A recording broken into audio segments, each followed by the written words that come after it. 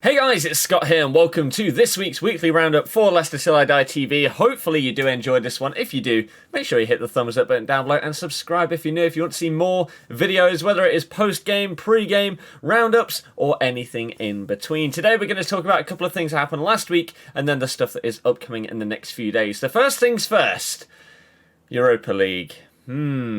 Tricky scenario that we find ourselves in now because we have one game left to go that is happening tonight as you are watching this, where the fate of the group is in our hands because of our results against Braga and the way that the European competitions work. So if we match Braga's result or beat it, we go top of the group, which means we're not going to get ourselves a Shakhtar or someone like that that's come down from the UCL, and we're not going to get someone else that finished top of their group. So we're going to be in a really good spot if we can get a decent result against Athens after the disappointment of the Zorya Luhansk result, which could have sealed us as top of the group. But no, standard Leicester City, we just flop. And poor. Really poor.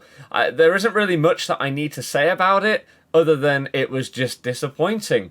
I think a lot of people fully expected us to go into that game, win it, and then boom, the group is done and dusted. We don't really care about the rest of it. We just wait until the draw, which is actually on Monday, for those of you that do not know. The Champions League draw is at 11 a.m. I'm not sure if the Europa League is just before or just after it. So it's either going to be at 10 a.m. or midday. So look out for that one, and we will know our opponents by early afternoon in that group. It's going to be pretty tense to see who we get because you never know, someone could finish second in their group based on this last game day that we've got coming up that could actually be really good. So there is still a risk that we do get a big team, even though we may potentially be finishing first if we do get a result.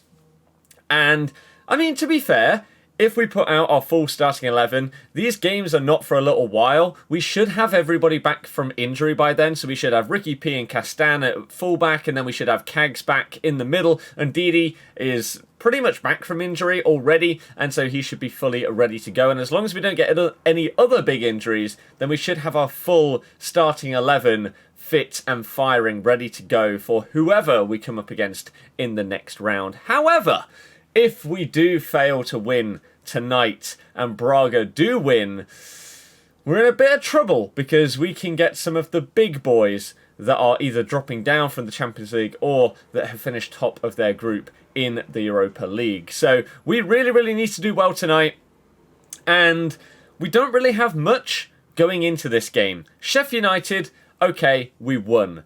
We weren't great. Did we deserve to win?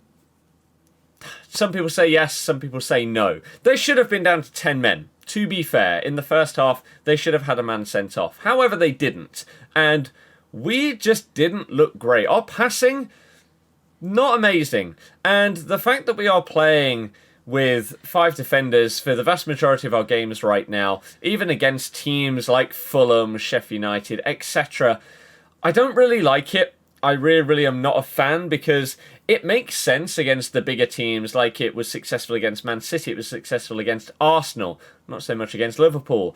But you soak up the pressure and then you break. You shouldn't need to do that against a team like Fulham. And so going into games like Sheffield United, we've now got Brighton coming up. We should be going to try and destroy these teams. Get that goal difference sorted, get a clean sheet as well, and we should be doing very well. So we've gone away a bit from our 4-1-4-1 formation that we played so much of. And now we're playing more of a 5-2-3, 5-3-2, 5-2-1-2. It's all over the place, basically. And I know that Brendan has said at one point that he's using the 5 at the back to sort of ease Fofana in. But does that mean that we're going to play 5 at the back when Cags and Ricky P and Castan are all fit? And we're going to have a back 5 of Ricky P on the right, Fofana, Evans, Soyuncu, and Castan? I don't know. I don't think we need to play that in every game. So we should probably be looking at playing something more like a 4-2-3-1 or a 4-1-4-1, utilising our other players. Someone like Perez had a great game. Absolutely great game against Sheffield United. Taken off. taken off, and it just wasn't surprising. I feel like everybody knew that that sub was going to happen. He's waited so long to get his big chance. He took it. He was probably our man of the match, even though he didn't play the full game. And he was fantastic in that position, yet he probably now won't play another game for 5 matches or something like that. Under's been really, really proactive. When he gets the ball, he's always looking forward. He always wants to make something happen, whether it is a pass, a little 1-2, or a shot.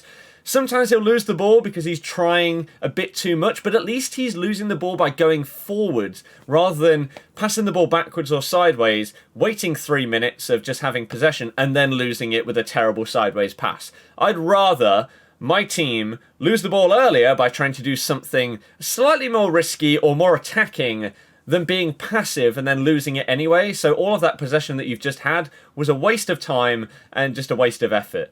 So I do really like some of the players that we've had that are not guaranteed starters this season, and I really hope that we start to incorporate them a lot more. Whether that is constant rotation, so one game Perez starts, the next Under starts, the next Iheanacho starts or something like that, fine.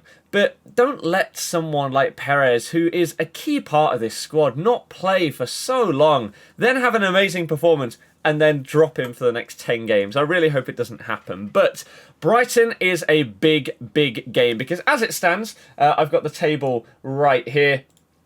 We are obviously 4th in the league, 21 points, 3 points away from the top. But, I mean, we're not aiming to win the league, are we? Top 4 or top 6 is probably the aim for us this season. I would probably say we might be aiming for top 6 or 7, especially by the end of this year. Whilst we've had the Europa League going on basically every week on a Thursday, playing and then playing on the weekend, we've done very, very well.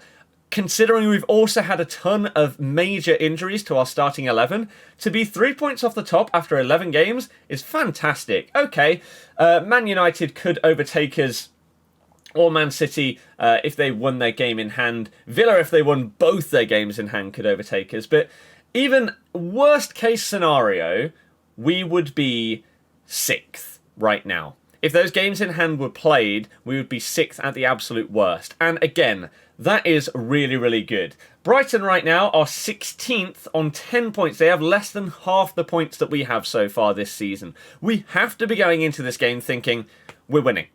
Simple as that. Confidence high, just a little bit of an ego, but not letting it get too far and too big, because we know that we can destroy a team like this. They have some decent players, right? Adam Lallana's doing okay for them. Danny Welbeck's actually doing okay. And Tariq Lamptey is a baller. I love that guy. He is amazing. So we need to stop that threat down their right-hand side and down our left-hand side. So it's going to be interesting to see what formation we play and who we play in said formation, because I personally think we should probably put JJ on the left. Even though I hate having someone like Albrighton as right wing back right now, I think JJ on the left will probably deal with Lamptey a little bit better than if we end up playing Fuchs or something like that, who just isn't mobile enough to deal with Lamptey, who has been clocked as the fastest player in the Premier League this season. So our left-hand side is going to get battered against Brighton, and we need to, one, be able to contain that, but also be able to take advantage of the gaps that it's going to leave when Lamptey and their other players come forward and leave gaps in their defence, and we need to be able to break quick. So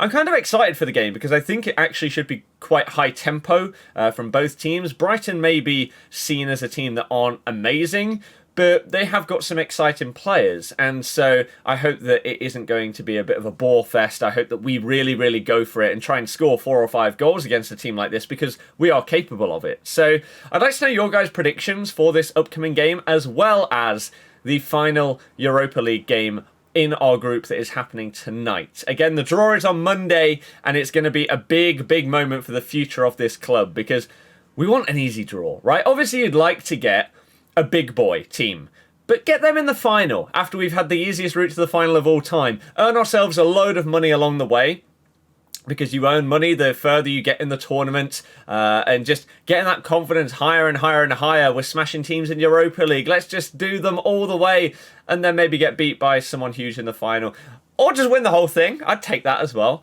But I'm excited. I think it's very, very good to be a Leicester fan right now. Whilst we've still already had a little bit of a rollercoaster season with some of the wins that we've had unexpected and then some of the losses that we've had unexpected, it's been a bit crazy already. And I hope that we just sort of keep our cool a little bit in the Europa League and then against Brighton as well. And we should hopefully be able to come out with 2 victories in the next few days. But again, I'd like to hear your thoughts right now on the season in general, as well as these 2 upcoming games. And who would you like to get in the Europa League draw on Monday? That's going to be it for this weekly roundup. I will see you guys again next week. Thank you very much for watching. Goodbye.